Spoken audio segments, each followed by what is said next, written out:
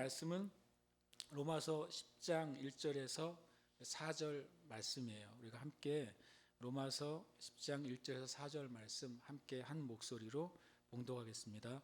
형제들아, 내 마음에 원하는 바와 하나님께 구하는 바는 이스라엘을 위함이니 곧 그들로 구원을 받게 함이라. 내가 증언하노니 그들이 하나님께 열심히 있으나 올바른 지식을 따르는 것이 아니니라. 하나님의 의를 모르고 자기 의를 세우려고 힘써 하나님의 의에 복종하지 아니하였느니라. 그리스도는 모든 믿는 자에게 의를 이루기 위하여 율법의 마침이 되시니라. 아멘. 제가 오늘 주보에 하나님의 의에 대해서 첫 번째라고 말씀을 드렸어요. 왜냐하면 10장에 계속해서 이것에 대한 말씀이 이어지기 때문에 첫 번째라고 말씀을 드렸습니다. 굉장히 쉽고 중요하지만 또 길게 얘기하고 있는 의에 대한 메시지인데요. 오늘 첫 번째 이제 1절에 이렇게 말씀하고 있어요. 형제들아, 내 마음에 원하는 바와 하나님께 구하는 바는 이스라엘을 위함이니 곧 그들로 구원을 받게 함이라. 사도 바울은 자기 자신의 영 심령에서 원하는 것과 그리고 또 하나님이 또 구하기를 원하는 바를 명확하게 알고 있었어요. 내 마음에 원하는 것이 많이 있지만 그 중에 내가 정말 무엇을 구해야 될지를 명확하게 아는 사람이 바로 사도 바울이었어요. 하나님께서 사도 바울을 통해서 듣길 원하시는 기도가 있었다는 거예요. 사도 바울이 이방인의 사도로 부름 받았잖아요. 그래서 온 당시에 그 로마의 지역을 다 다니면서 나중에는 스페인까지 가면서 복음을 전하는 자가 됐는데, 사도 바울의 삶 가운데 또 한 가지 영역이 있었는데 그것은 바로 자기 민족을 위한 중보의 영역이었다는 거예요. 사도 바울은 분명히 자기 심령에 원하는 것 중에 하나님이 나의 기도를 받기를 원하시는 게 무엇인지를 명확하게 알았던 참 훌륭한 중보자라는 걸 제가 깨달았어요.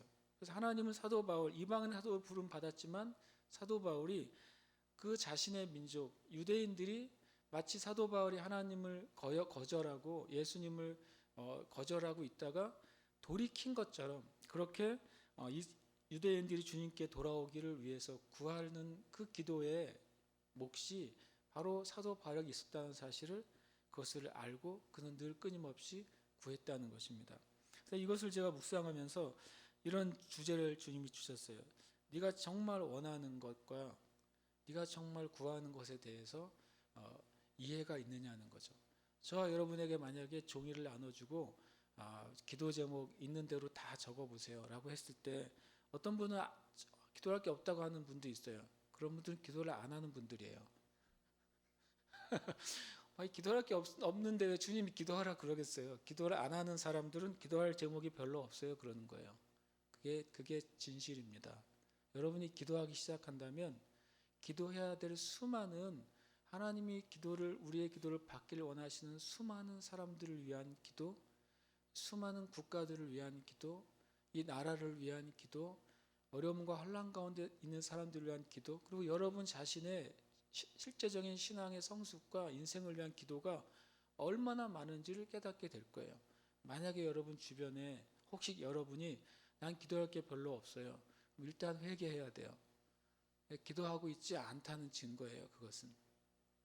실은 기도를 하기 시작하면 기도의 영역이 넓어지는 게 자연스러운 것이고, 기도하기 시작하면 기도해야 될 것을 주님께서 생각나게 하시는 것이 자연스러운 것이지, 기도를 많이 했으니까 난 더 이상 기도할 게 없어요.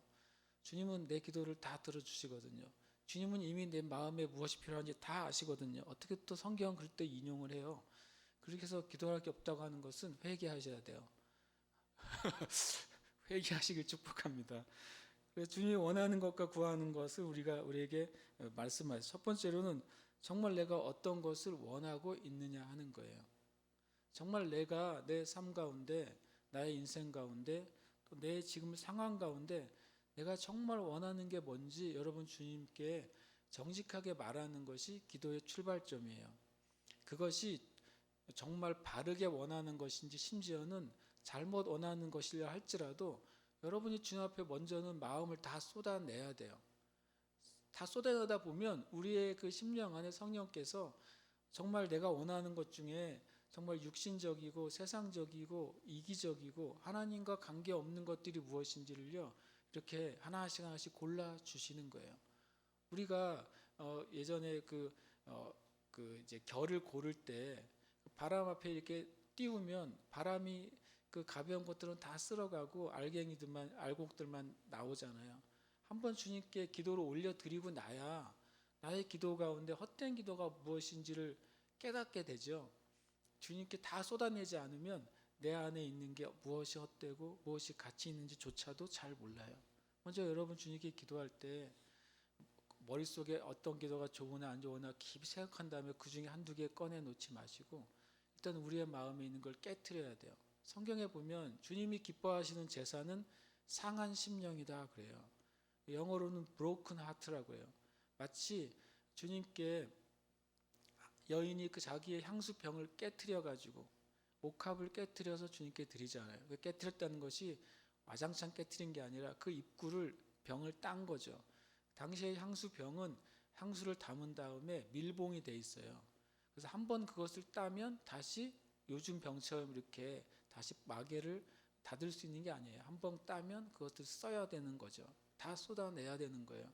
그러니까 우리가 기도할 때 여러분과 제 마음에 있는 것을 그것이 때로는 더러운 것이어도 주님께 다 쏟아내야 돼요. 그러고 나면 주님이 우리 심령에 가치 있는 것만 담게 해 주실 거예요. 어떤 것을 원하는지 우리는 때로는 모를 때가 있어요. 저 여러분이 그것을 주님 앞에 쏟아내시길 축복해요. 두 번째는 원하는 것을 정말 구하느냐 하는 거예요. 내가 주님께 다 쏟아내고 났는데 정말 나에게 지금 필요한 것이 이거구나 라고 깨달았어요. 내가 주님께 내 마음에 주님 저는 이것도 문제고 저것도 문제고 이것도 답답하고 이것도 해결이 안 됩니다. 이 부분이 너무나 필요합니다라고 다 쏟아냈는데 가만히 기도하다 보니까 이 이것저것 다 치우고 이 한두 가지가 지금 나한테 제일 중요한 기도구나. 지금 내 삶의 이 10가지 내 마음의 원함 중에 이 두 가지가 나에게 정말 시급하고 내 인생과 내 심령에 중요한 거라는 걸 깨달았어요. 깨달은 다음에 일어나서 집에 가면 안 된다는 거죠. 깨달았을 때 뭐예요? 진짜 그것을 이제 구해야 돼요. 알게 되는 것도 은혜지만 구하는 것도 은혜예요. 성경에 이런 말씀이 있어요. 야고보서 4장 2절 3절에 보면 2절에 너희는 욕심을 내어도 얻지 못하며 살인하며 시기하여도 능히 취하지 못함으로 다투고 싸우는도다. 욕심이 생겼는데 무엇인가 얻기를 원하는 갈망이 생겼는데 그것을 어떻게 얻어야 되는지를 이 땅의 사람들이 모른다는 거예요. 어떻게 이걸 얻어내야 되는지 모르니까 어떤 식으로라도 얻으려고 해요. 내가 남을 해서라도 내가 그것을 얻으려고 하는 거죠. 다른 사람을 찍어 누르고 다른 사람을 내가 넘어뜨려야만 내가 마치 그 자리에 오를 수 있고 그것을 얻을 거라고 세상이 말해주고 있는 거죠. 네가 최고가 되려면 최고 밑에 있는 제2, 제3, 제4는 완전히 제거해야 네가 안전한 최고가 될 것이다. 그것이 이 세대가 말해주는 메시지예요. 그러니까 살인하며 시기하며 다투고 싸우는 거예요. 원함이 있는데 그것을 어떻게 얻을지를 알지 못해요. 그런데 성경은 뭐라고 말하냐면 네가 정말 원함이 있다면 원해서 그것을 얻으려고 노력하지만 그러나 실제로 얻지 못하는 것, 정말 내 인생과 내 영의 가치 있는 것을 얻지 못하는 것은 구하지 아니하기 때문이라고 주님이 분명히 말씀하세요. 저 여러분이 노력하고 힘써서 얻을 수 있는 것이 있고 그러나 진정한 내 인생의 가치, 진정한 내 삶의 구원, 진정한 내 영적인 성장을 위한 것은 하나님께 구할 때, 하나님께 나아갈 때만 얻을 수 있는 것들이에요. 3절은 이어서 뭐라고 말씀하시냐면 구하여도 받지 못하면, 제 구하는데 구하여도 받지 못하는 것은 정욕으로 쓰려고 잘못 구하기 때문이다. 정욕은 뭘까요? 저는 정욕을 이렇게 제가 정의하게 됐어요. 정욕은 하나님과 관계없는 욕구예요. 그리고 하나님으로부터 오지 않는 갈망이에요. 그것은 다 정욕이에요.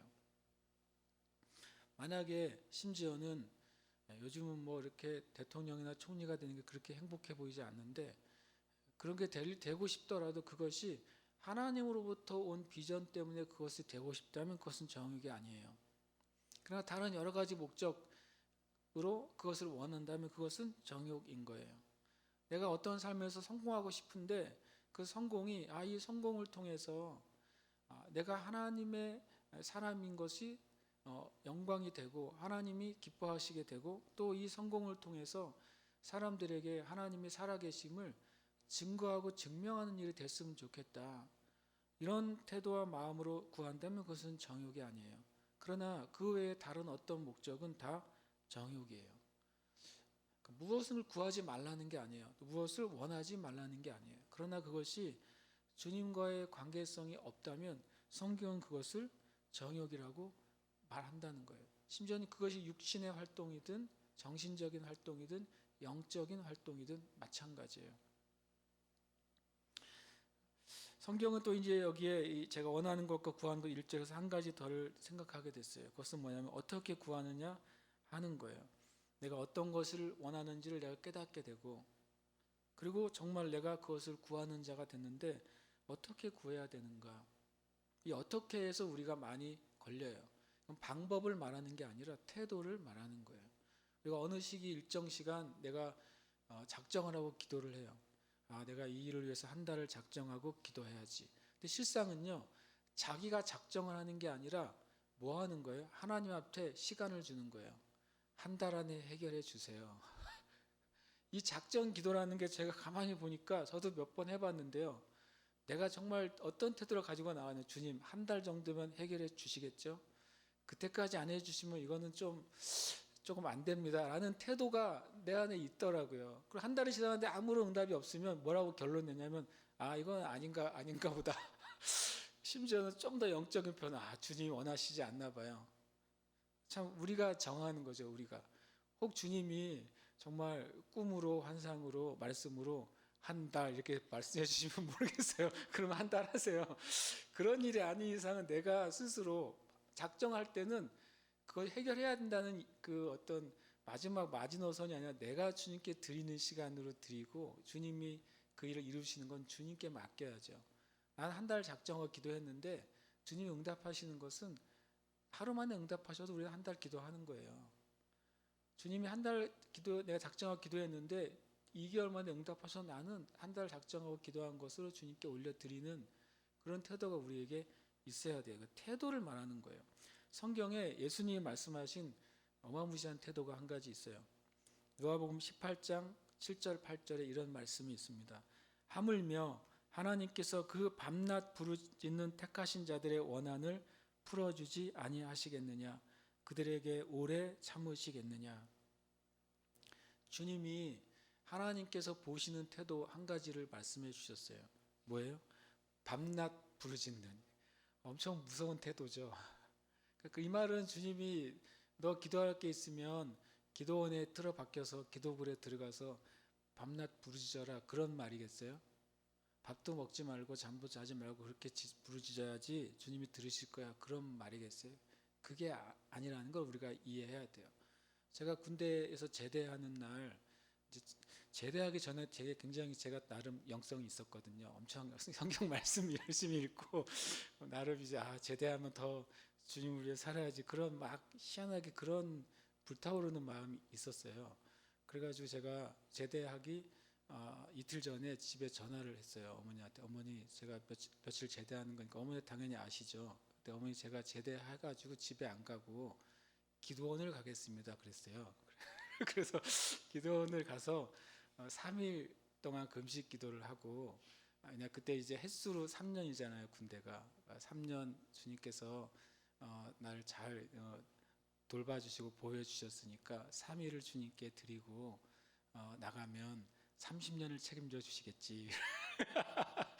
애들 같은 생각이죠. 그래서 그렇게 했다. 그 30년 얘기는 못하고 차마 3일 동안 내가 금식 기도하고 집에 가겠다 그랬더니 어머니가 또 뭐 기특하게 생각하시는데 그러라 그랬어요. 그래서 제가 지금도 기억해. 그 제대해가지고 상봉터미널에 내려가지고 그 군복 그대로 안양에 있는 제가 옛날에 몇 번 갔었던 그 기도원을 찾아갔어요. 안양에 있는 기도원. 지금 있는지 모르겠지만 찾아갔는데 거기가 이제 기도굴이 있어요. 기도굴이 쭉 1호, 2호, 3호, 4호. 그래서 제가 이제 기도가 하나를 들어갔습니다. 그래가지고 이제 금식을 시작했죠.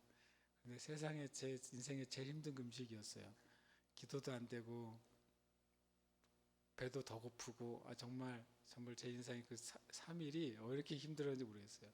그런데 아세요? 이틀 반이 되었을 때 주님이 저에게 너 뭐 하냐 그러셨어요. 이 뭐 하는 우리식으로 하면 또 도대체 뭐 하는 짓이냐 그거죠.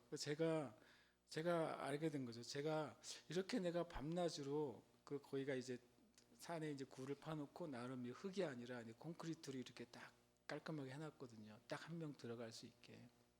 근데 그때 제가 이제 제대한 데가 7월이었는데 한여름인데도 묘하게 그 산은 춥고 또 콘크리트 바닥은 더 추워요. 희한하게 밤에 있는데 너무 괴롭고 힘들었어요. 그래서 제가 주님이 네가 나를 섬기고 나를 예배하는 거냐? 지금 네가 고행을 하는 거냐? 그러시더라고요.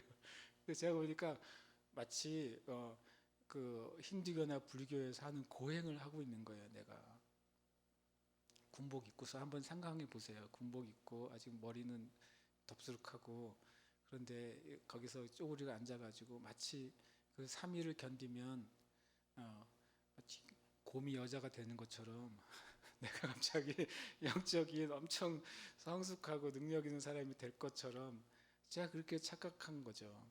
아이 같은 신앙이죠. 그 마음은 순수했지만 그런 하나님 마음을 내가 이해하지 못했던 거예요. 그래서 그 3일을 안 채우고요. 이틀 발 만에 내려왔어요.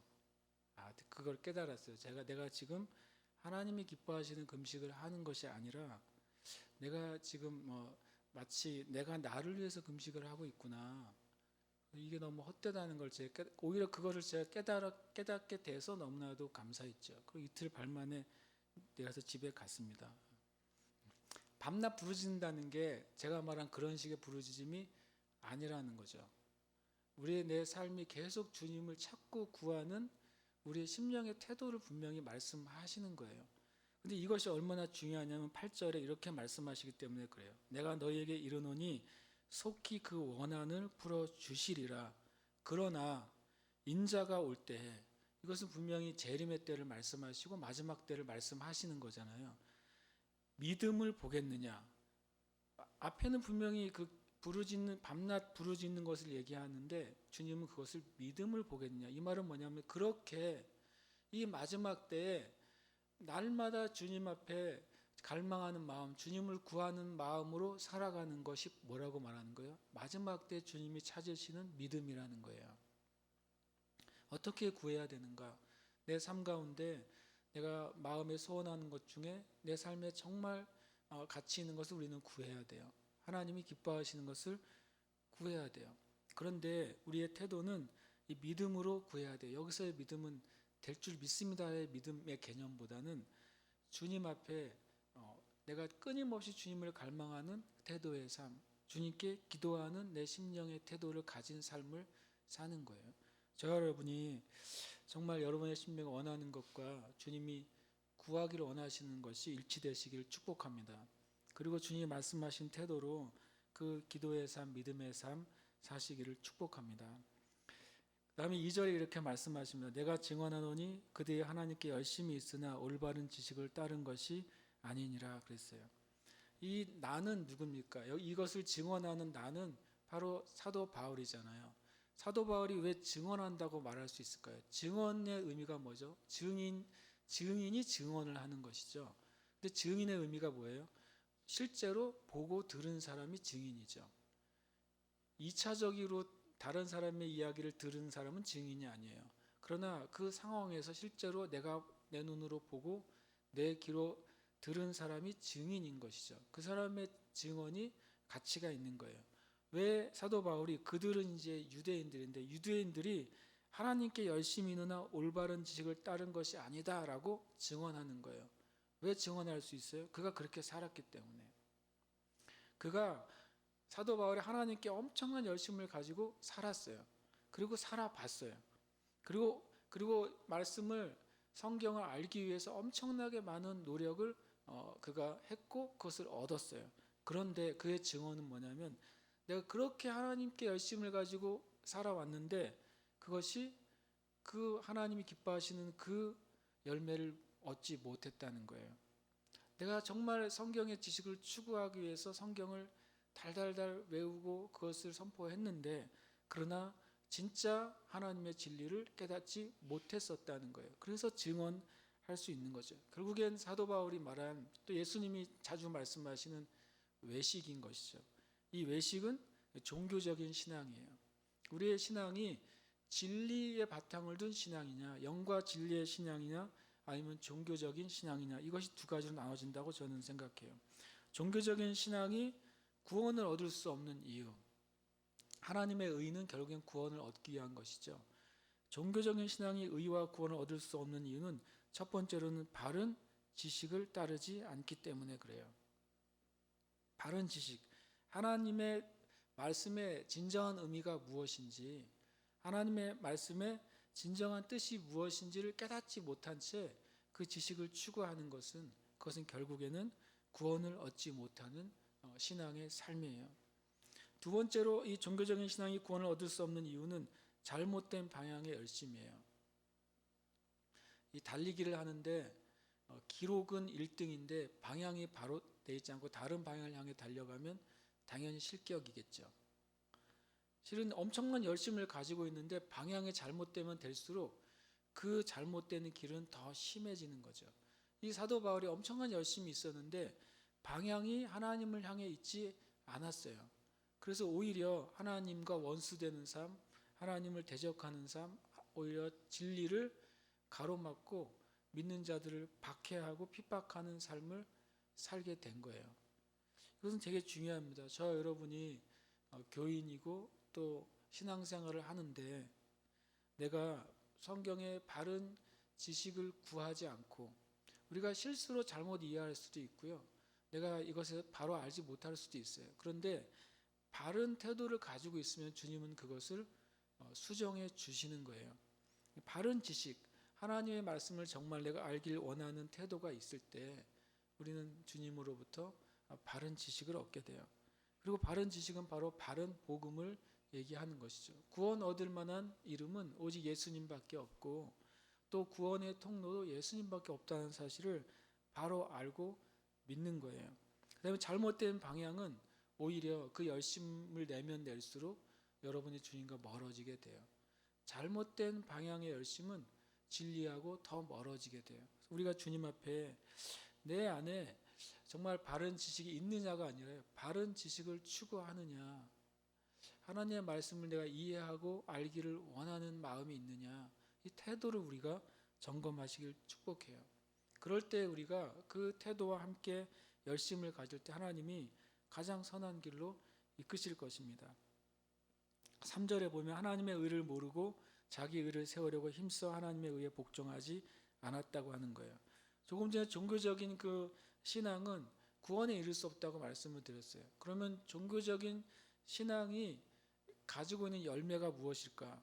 첫 번째로는 자신의 의를 세우는 삶을 궁극적으로는 살게 돼요. 유대인들이 또 그중에 바리새인들이, 서기관들이, 제사장들이 주님을 위한 일이라고 하면서 그 종교적인 행위를 하고 있는 거죠. 주님을 위한 일이라고 하면서 제사를 인도하는 거예요. 주님을 위한 일이라고 하면서 서기관들이 율법을 가르치는 거예요. 주님을 위한 일이라고 하면서 여러 가지 규율을, 장로의 전통을 만들어내는 거예요.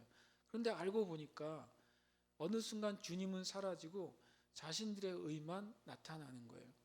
어느 순간 주님은 사라지고 자신들이 높여지고 자신들이 가지고 있는 권위와 이익을 잃어버리지 않기 위해서 살아가고 있는 것을 성경은 말씀하고 있는 것이죠. 예수님께서 성전을 정결케 하시려고 가셔서 채찍을 드시고 돈 바꾼 자들의 그 환전상들을 다 뒤엎고 성전 안에서 그 하나님께 제물을 드린다는 것을 매매하는 것을 다 뒤집어 엎으면서 뭐라고 말씀하십니까? 이 내 집은 만민을 위해 기도하는 집인데 너희가 강도의 소굴로 만들어 버렸다.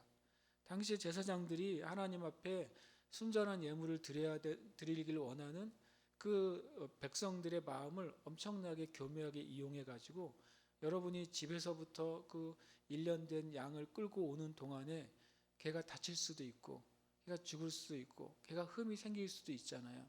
그러니까 이런 법이 생긴 거죠. 오히려 제사장들이 몇 명의 또는 목자들을 밑에 이제 하급을 줘가지고 양을 기르게 합니다. 그래서 그 중에 좋은 양들을 이제 제사를 드리러 오는 사람들에게 돈을 주고 값을 주고 팔기 시작하는 일이 예수님 시대에 일어났어요. 그런데 문제는 이집트에 사는 유대인들은 이집트의 돈을 가지고 살 거 아니에요. 그런데 이 유대인들은 성전세를 내는 성전의 돈을 가지고 있단 말이죠. 그래서 그 양을 팔 때 이집트의 돈을 이 유대인의 돈으로 환전한 다음에 그 환전한 돈으로 양을 사는 거죠. 그런데 이 제사장들이 얼마나 악했냐면 첫 번째로 환전할 때 엄청난 이익을 취했어요. 만약에 우리가 지금 한 1,200원대가 1달러잖아요. 그런데 만약에 돈을 1달러를 바꿔주는데 12,000원에 1달러를 바꿔준다 그러면 어떤 일이 벌어지겠어요? 완전히 도둑 XX라고 말하지 않겠어요? 그런데 기록에 의하면, 제가 읽은 기록이에요. 어느 정도까지 이 환전을 가지고 제사장과 그 사두개 지파들이 악을 행했냐면 40배까지 이유를 남겼다는 기록이 있어요. 그러니까 이 순수한 이 유대인들은 내가 1년에 한 번 6월절에 와서 하나님께 제사를 드리러 왔는데 내가 생각한 것보다 양 40마리를 살 돈을 가지고 양 한 마리를 사야 되는 거예요. 그래도 어떻게 해요? 하나님께 제사를 드려야지. 이런 마음으로 왔다는 거예요. 그러니까 얼마나 이렇게 종교적인 신앙생활의 열매들은 결국에 자신의 의를 세우고 자신의 유익을 위하고 자신의 자리를 지키기 위한 그런 삶으로 귀결되게 되는 거예요. 참 우리가 두려워해야 될 일이에요. 저는 지금 이 땅에 교회되라고 하는 주님께서 이 일에 대해서 무섭게 책망하신다고 저는 믿어요. 심지어는 그것이 사실은 아니지만 이런 기사가 최근에 나왔어요. 분명히 반기독교적인 기사, 반교회적인 기사가 맞습니다. 그러나 그 안에는 때로는 어떤 부분에 진실도 속해 있어요. 이런 기사입니다. 왜 기독교의 교회가 주일날 함께 모여서 예배하는 것을 그렇게 목숨을 걸고 지키려고 하는가라는 기사였어요. 그 중에 하나가 이런 거죠. 교회에는 주일 한 달에 한 번 주일날 예배 드리지 않으면 교회가 경제적으로 큰 타격을 입는다. 그것이 교회에 주일날 모이지 못하는 것을 굉장히 어려워하는 이유 중에 하나다. 이런 기사가 나왔어요. 그렇지 않죠. 그러나 또 그것이 사실이기도 한 거예요. 저는 주님께서 이런 것들을 통해서 교회를 지금 무섭게 책망하시고 점검하게 하신다고 믿어요. 우리가 교회가 종교적인 신앙으로 가게 되면 그런 열매들, 그런 평가들을 받게 되는 거예요. 저와 여러분이 그렇게 되지 않기를 정말 간절히 구하는 것입니다. 두 번째로 종교적인 신앙이 맺는 열매는 바로 궁극적으로는 하나님께 불복종하는 삶을 살게 돼요. 자기의 의를 세우려고 힘써 하나님의 일을 했는데 결국에는 예수님을 거절한 거예요. 자신들을 위한 구원에 대해서 그것을 거절한 것이죠.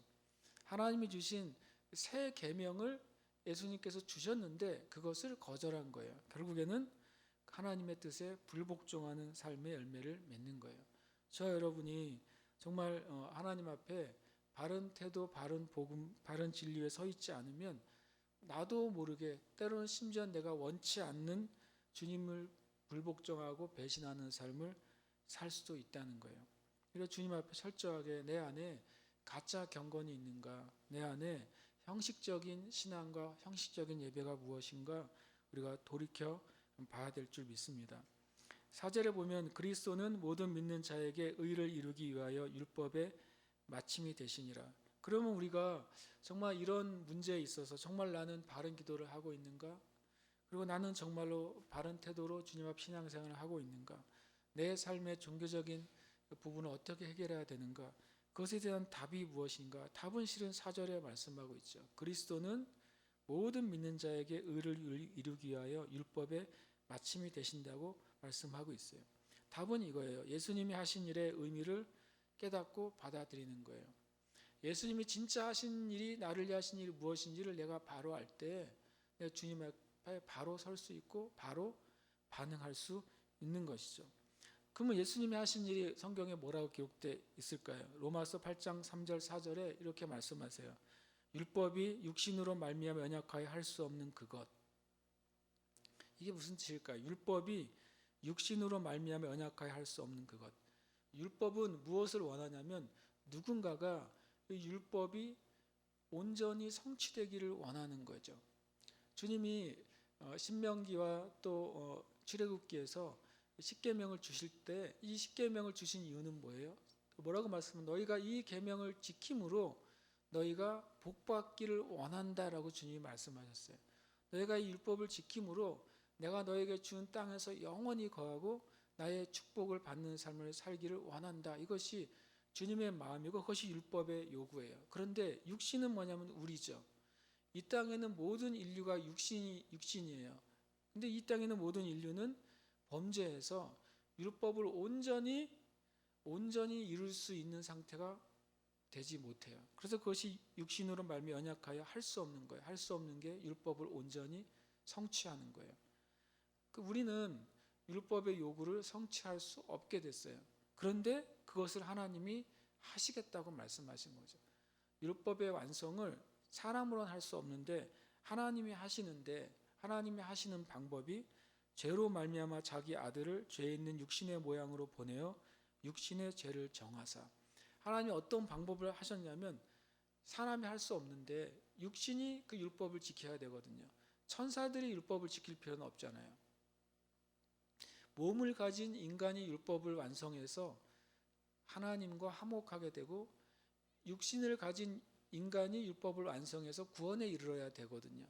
그런데 인간 중엔 그런 인간이 없기 때문에 하나님 자신이, 그리고 독생하신 예수님이 죄 있는 육신의 모양으로 성육신 하셨고, 하나님께서 그 성육신 하신 예수님에게 육신에 속한 모든 죄를 다 얹어 놓으신 거예요. 그래서 인간이 할 수 없는 것을 하나님께서 예수님을 통해 하시기로 결정하신 것이죠. 4절에 보면 육신을 따르지 않고 그 영을 따라 행하는 우리에게 율법의 요구가 이루어지게 하려 하심이라.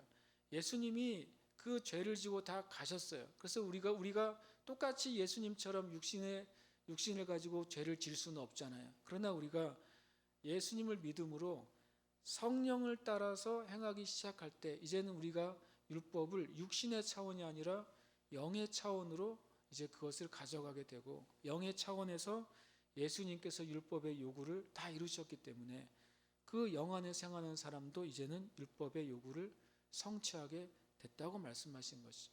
이것이 예수님이 하신 일의 의미예요.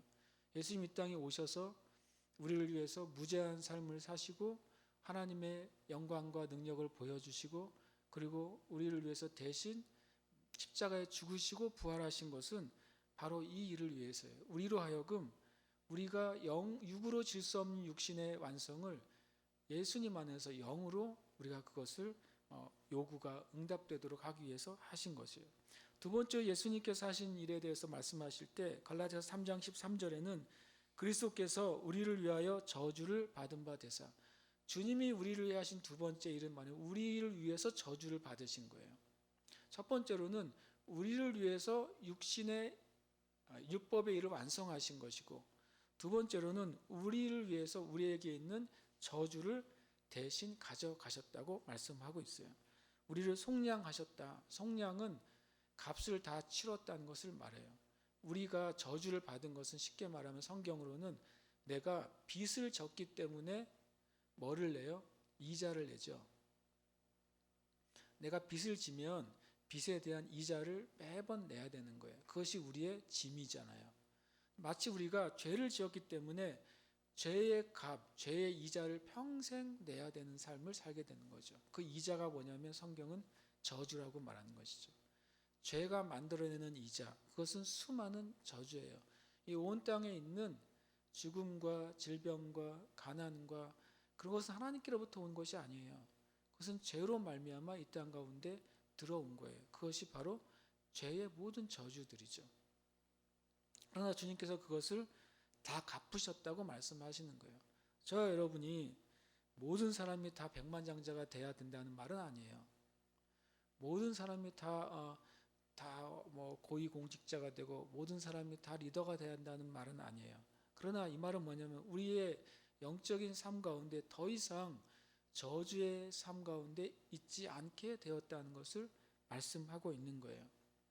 그래서 기록된 바 나무에 달린 자마다 저주 아래 있는 자라. 이 나무는 십자가를 말하죠. 십자가에 달려 죽은 사람은 저주받은 자라는 거예요. 예수님은 저주받을 일이 없으신데 저주받은 자로서 십자가에 달려 죽으셨어요. 그럼 도대체 예수님이 무슨 저주를 받으신 거예요? 바로 우리의 저주를 가지고 십자가에 못 박히신 것이죠. 그래서 우리가 받아야 될 저주, 죄의 이자들이요. 죄로 말미암아 내야 되는 그 이자를 주님이 갚으셨다는 것이죠. 이자만 갚으신 것뿐만 아니라 그 죄 자체를 다 갚으셨어요. 주님의 보혈의 값어치는 저주뿐만 아니라 죄 자체를 다 탕감하시는 은혜였다고 성경은 말씀하세요. 저와 여러분이 종교적인 신앙생활에서 벗어나려면 이 두 가지를 반드시 기억해야 돼요. 주님은 나를 위해 율법으로부터 나를 해방하셨구나. 주님은 내 삶에 있는 모든 어둠의 저주로부터 나를 해방하셨구나. 이것을 내가 굳게 믿을 때 더 이상 율법적인 신앙생활에 매이지 않게 될 것입니다. 그 다음에 이 4절에서 한 가지 더 우리가 두 번째 답은 예수님이 하신 일의 열매를 깨닫고 받아들이는 거예요. 예수님이 하신 일, 아까 말씀드린 것처럼 율법으로부터 우리를 해방하셨고 저주로부터 해방하셨는데 그걸 깨닫고 받아들이는 것, 아주 쉬운 말씀에 이 말씀이 기록되어 있어요. 요한복음 1장 12절에 보면 이 말씀을 함께 같이 읽겠습니다. 시작. 영접하는 자 곧 그 이름을 믿는 자들에게는 하나님의 자녀가 되는 권세를 주셨으니 라고 말하고 있어요. 이 말씀은 너무나도 유명하고 다 아는 듯한 말씀이지만 이것은 한 번씩 더 깊이 묵상해야 될 말씀이에요. 영접하는 자, 영접하는 사람을 말하는 것이죠. 누구든지 저주 가운데 있다가 누구든지 율법 가운데 있다가 심지어는 내가 교인이고 교회를 나오고 있어도 여전히 이 율법과 저주 가운데 있다면 누구든지 예수님을 영접할 때라고 말하고 있는 것이죠. 예수님을 영접하는 게 무엇인가? 그 이름을 믿는 것이라고 말하고 있어요. 예수님을 영접하는 것은 곧 그 이름을 믿는 거예요. 그 이름은 뭡니까? 예수 그리스도죠. 예수님이 나의 죄를 가져가셨다는 것이 예수님의 이름의 의미예요. 예수님이 나의 저주를 가져가셨다는 것이 예수님의 이름의 의미예요. 예수님이 나에게 죄사함과 의와 구원을 주신다는 것을 믿는 것이 그 이름의 의미예요.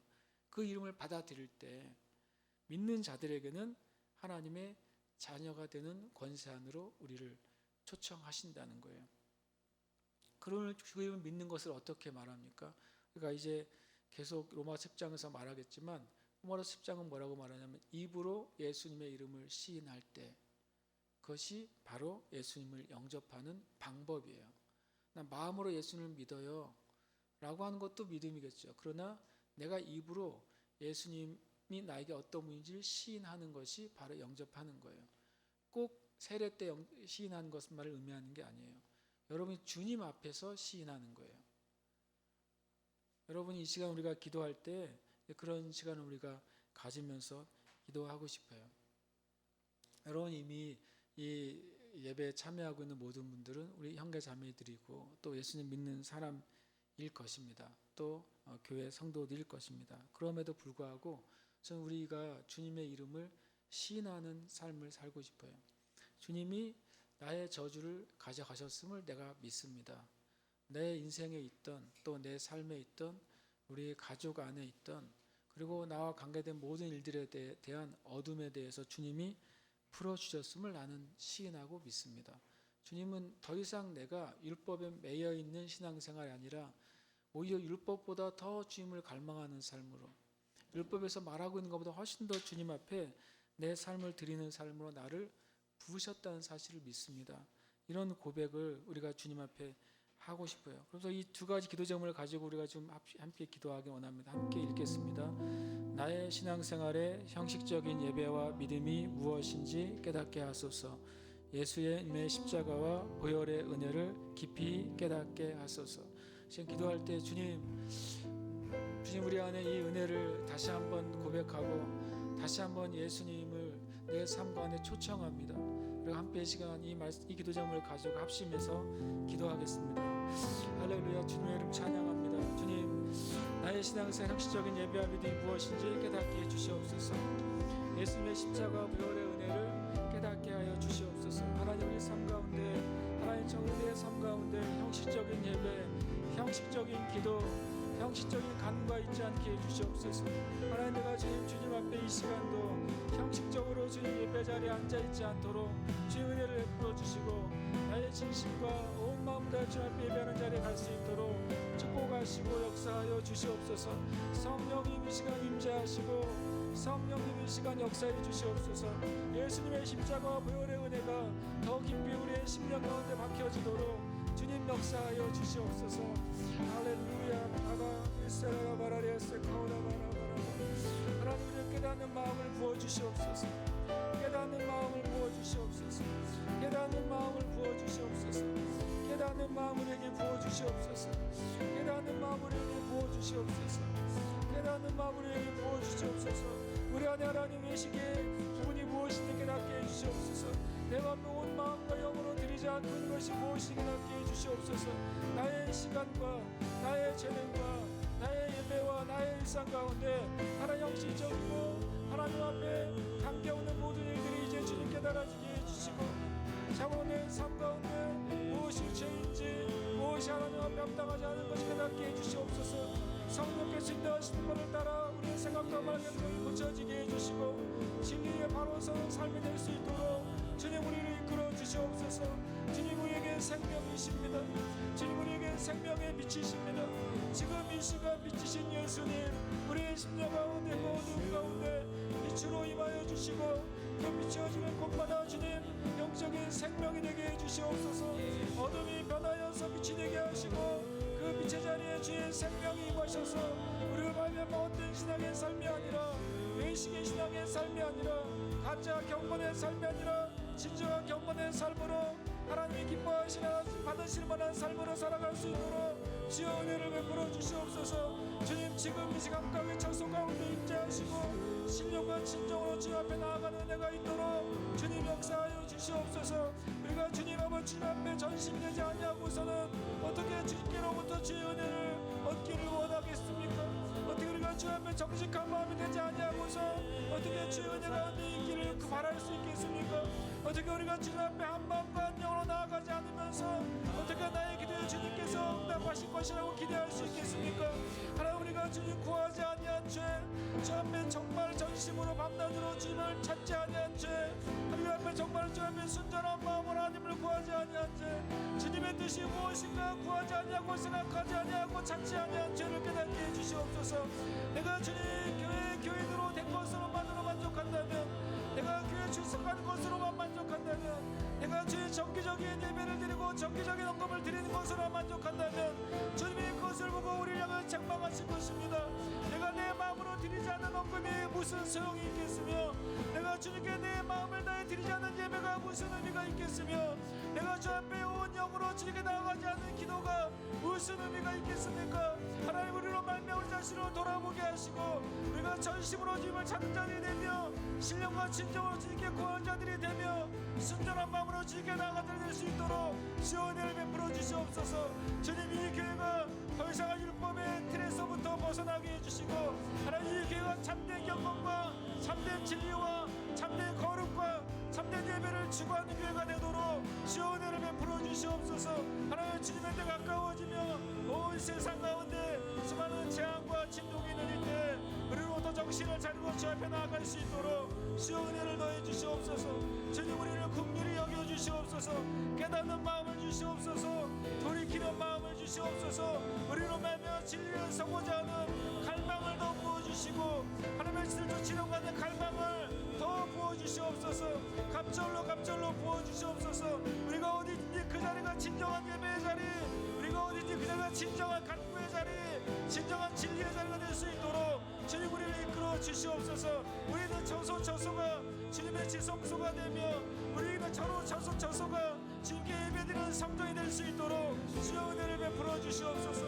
주님 구합니다. 그이를 위해서 주님 이 시간을 허락하신 것을 믿습니다. 그를 위해 우리에게 주님 시간을 허락하신 주님을 찬양합니다. 주님 은혜를 더하시고 오직 주의 얼굴과 주의 능력을 구하는 하나님을 사랑하는 새로새롭게 영의 자매들 함께 임하는 모든 자가 되도록 은혜를 베풀어 주시옵소서. 아멘. 주님을 찬양합니다.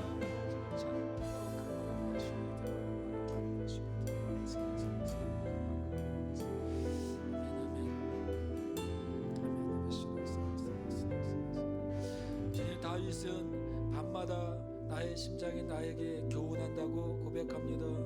하나님, 우리의 심장이 뛸 때마다 나의 이 생명이 어디로부터 왔는지 깨닫게 하여 주시옵소서. 우리 호흡이 쉬어질 때마다 주님의 그 은혜가 얼마나 큰지 깨닫게 해 주시옵소서. 그래서 나의 하루, 나의 한 시간이 주님 내 자신에게도 헛된 시간이 되지 아니하며 하나님 나라에서도 흘러간 시간이 되지 않도록 우리가 믿음으로 붙잡게 해주시고 하나님의 나라의 의와 평강과 희락의 삶을 살아가도록 주님 온 교회와 성도들 흩어져 있은 함께 예배연과 자매들의 심령과 마음을 붙잡아 주시옵소서. 하나님, 우리가 홀로 있을 때 아무도 보는 이가 없을 때 내가 주님 앞에 전심이 될 수 없다면 주님, 우리가 모였을 때 드리는 그 전심이 온전한 전심이 아닐 것입니다. 내가 홀로 처해 있을 때 표면적으로는 돕는 이가 없고 또 눈으로 보기에 함께하는 이가 없을 때라도 그 영원하신 하나님, 전능하신 하나님, 나를 지극히 사랑하시고 아끼시는 하나님이 나와 함께 하고 계심을 내가 느끼지 못하고 믿을 수 없다면 주님, 어떻게 나의 믿음과 신앙이 주님 앞에 온전하다고 말할 수 있겠습니까? 주님 간구하기는 주님 새 예루살렘 교회와 모든 성도들 지금 함께 예배드리는 모든 형제 자매들 가운데 긍휼을 베풀어 주셔서 어떤 상황 어디 있든지 함께 있든지 홀로 있든지 하나님의 살아계심을 경험하는 은혜를 허락해 주시옵시고 하나님의 살아계심이 믿어지고 고백되는 삶을 살도록 축복하여 주시옵소서. 하나님, 이 전 국가적 또 전 지구적인 주님 재앙의 시간을 우리에게 허락해 주셨습니다. 이것이 또 괴로운 시간이요 또 인내의 시간이요 많은 아픔이 있는 시간일지라도 하나님의 그 한량없는 지혜와 능력 가운데 이 시간이 우리에게 결코 헛되지 않을 것을 믿습니다. 이 시간들을 통해서 우리를 새롭게 하시며 나라들을 새롭게 하시며 영혼들을 구원하실 주님을 찬양합니다. 우리가 주님 앞에 더 낮아지고 더 겸손해지고 더 주님을 추구하는 시간들이 되게 하실 줄 믿습니다. 오히려 주님 멀리 갔던 썰물이 돌아올 때 큰 놀라운 부흥의 파도로 주님께서 더러운 땅을 덮으시고 정결케 하실 줄 믿습니다. 주님, 우리들 한 사람 한 사람을 지키시며 보호하시며 주님의 그 은혜의 날개로 덮어주심을 감사합니다. 이제 그 은혜의 날개 가운데서 더 큰 주님의 뜻을 보게 하시고 꿈꾸게 하시고 주님 말씀 안에서 자라나고 강하게 되도록 축복하여 주시옵소서. 또 이 시간 주님 앞에 감사함으로 예물을 드립니다. 드려지는 모든 예물 가운데 복되게 하시고 그 손길마다 복되게 하시며 가정과 산업 위에 하나님의 큰 충만한 호의와 형통함과 은혜를 허락하여 주시옵소서. 오히려 이 기근의 때에 하나님께서 하나님의 백성들, 하나님의 성도들, 하나님의 기업들을 지키시고 보호하시며 더 복되게 하여 주시옵소서. 그래서 하나님의 나라의 부흥을 위해서 영혼들을 구원하기 위해서 하나님의 교회와 성도들과 산업이 지켜지고 보호되도록 축복하여 주시옵소서. 감사드리며 살아계신 예수님의 이름으로 기도합니다. 아멘. 함께 우리 찬송하시면서 주님께 헌금 봉헌하겠습니다.